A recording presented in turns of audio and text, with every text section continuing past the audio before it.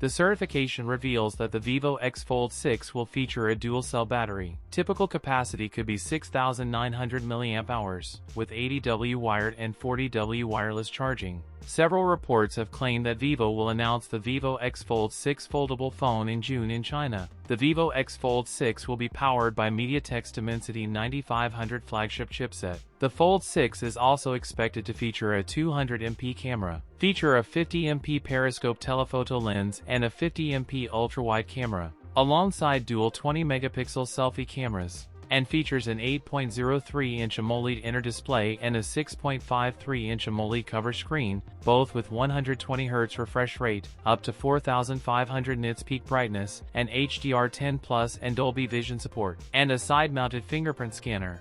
The X Fold 6 is expected to be a major competitor in the 2026 foldable market, focusing on camera advancements and refined performance. That's it for today's video. If you enjoyed it, don't forget to like, comment, and subscribe for more content. Thanks for watching, and I'll see you in the next one.